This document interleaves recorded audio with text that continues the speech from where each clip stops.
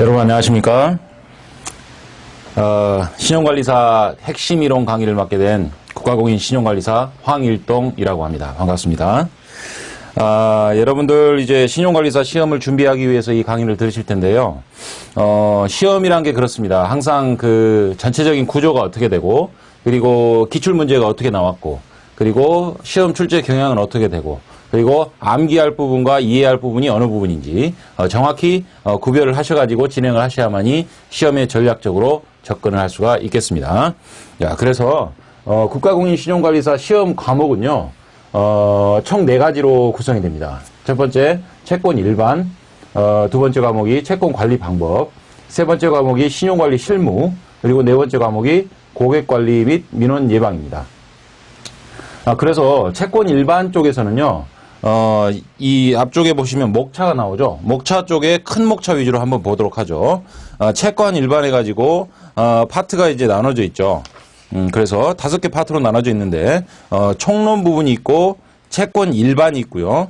채권 일반에는 이제 민법상, 이런 채권 관계에 관한 내용이 나오겠고, 그리고 상법상 채권 관계가 나오죠. 이제 민법의 특별법이라고 볼 수 있는 상법상 채권 관계는 어떤 것들이 있는지에 대해서 살피고, 그리고 금융채권이라는 게 나오죠.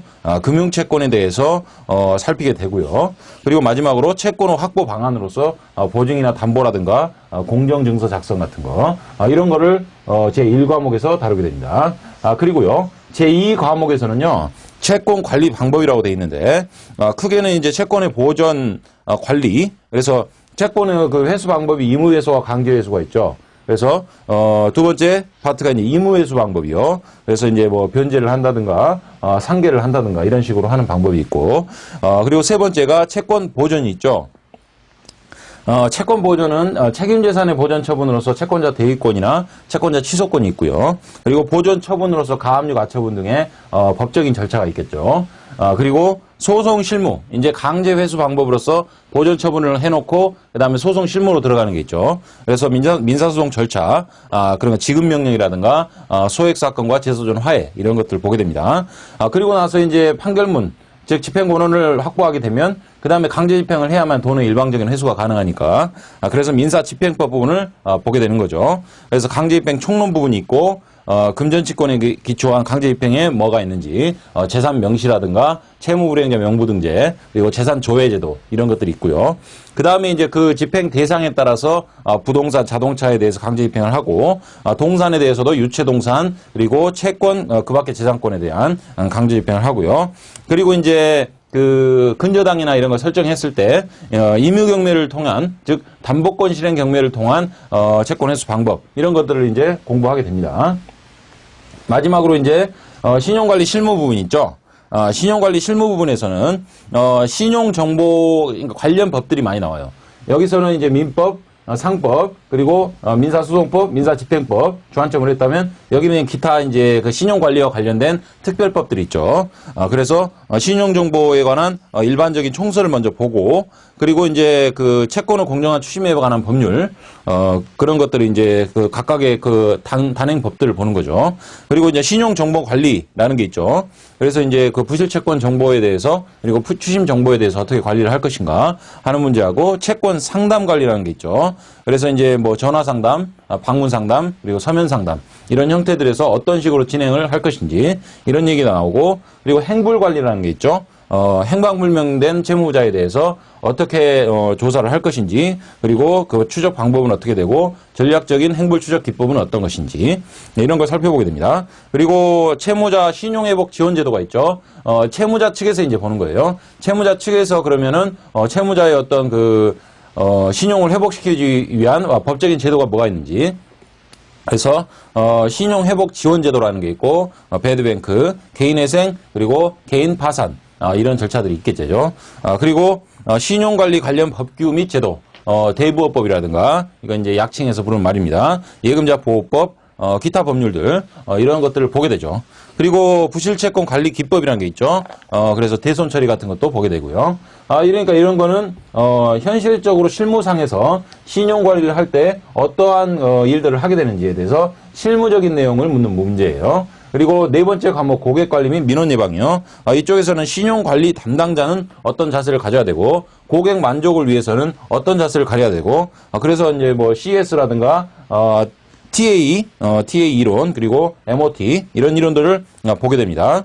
그리고 채권 추심 업무 모범 기준 이런 것들을 보게 되고요. 그 민원이 발생할 수가 있겠죠. 그 민원을 예방하기 위해서는 어떤 태도를 가져야 되고 그 해결 방안은 어떻게 되고 처리 절차가 어떻게 되는지 그 금융위원회에서 이제 금융분쟁예방위원회나 소비자 기본법에 나오는 한국소비자보호원에서 보호를 받는 그리고 신용정보업은 앞으로 현황이 어떻게 되고 전망이 어떻게 되는지 그리고 마지막으로 금융경제 상식적인 부분이 나오게 됩니다.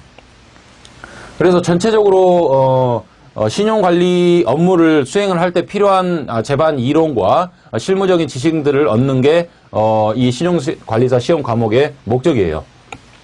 그래서 그런 식으로 이해를 하시고 제1과목에서 처음에 이제 나올 때 채권 일반 부분 이 부분부터 이제 본격적으로 시작을 해보도록 하겠습니다.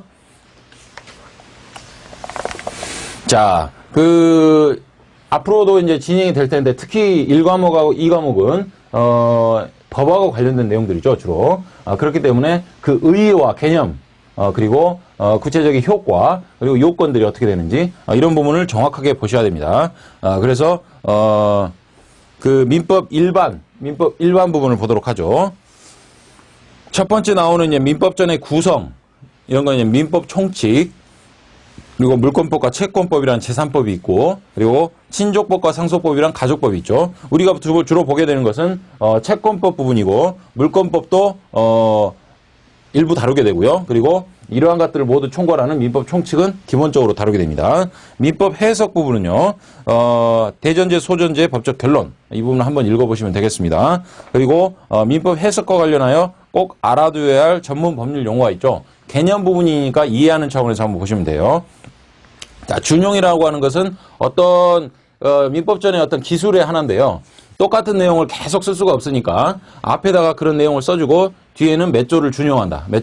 이런 식으로 해가지고 그 내용을 요약해서 함축적으로 쓸 수 있도록 만든 법적 기술의 기술입니다. 그리고 추정과 간주 이 부분을 좀 구별을 하셔야 되는데 추정이라고 하는 것은 예를 들어서 이제 민법 제30조에 2인 이상 동일한 유난으로 사망한 경우에 동시 사망한 것으로 추정한다고 나와 있는데 이 추정이라는 것은 반증을 제시하면 추정 효과가 발생하지 않는 겁니다.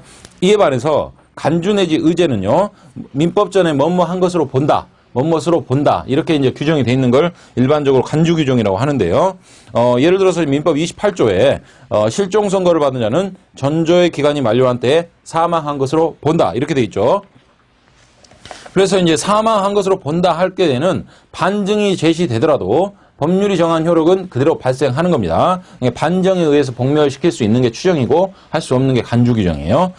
그리고 밑에 선의 악이라는 게 있는데요. 우리 일반 관련상 착하다 나쁘다 이런 개념이 아니고요. 어떤 사정을 알지 못하는 게 선이고요. 어떤 사정을 아는 게 바로 악입니다. 그래서 이런 부분을 정확하게 기억을 하고 계시고 제3자라고 하는 게 당사자 이외의 모든 자를 말하는 것이죠. 그리고 대항하지 못한다는 것은 권리관계에 대해서 타인에게 주장하지 못한다는 얘기입니다. 대항요건주의, 성립요건주의 이런 게 있는데 대항하지 못한다라고 규정해가지고 그 채권 양도 같은 부분에 보면은 제3자에게 양도인이 통지를 해가지고 해야만 대항할 수 있다 이런 얘기가 나오거든요. 그런 것처럼 그런 규정들을 이해하는데 도움을 받으시면 되겠습니다. 자, 두 번째가 이제 권리 부분인데요. 권리에서 이제 법률 관계와 권리 의무라는 게 나오죠. 우리가 다루는 부분이 일반적으로 법률 관계 부분입니다. 법률 관계.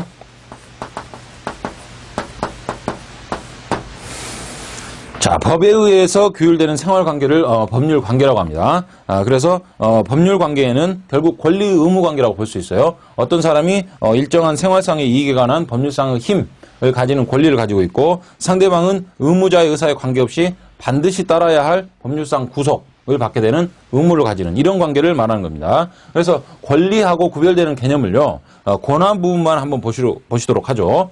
권한이라고 하는 것은 타인을 위하여 그에 대하여 일정한 법률 효과를 발생하게 하는 행위를 할 수 있는 법률상 자격인데요. 예를 알아두시면 되는 거예요. 대리인의 대리권, 그리고 법인 이사의 대표권 이런 것들이 있는데 우리가 기억을 할 때 처음부터 이렇게 기억을 하시면 되겠습니다. 대리 권한, 대표 권한 그래서 한자를 가로를 쳐시면은 아 이게 권리가 아니라 권한이구나 이렇게 이제 처음부터 기억을 하시는 게 좋아요.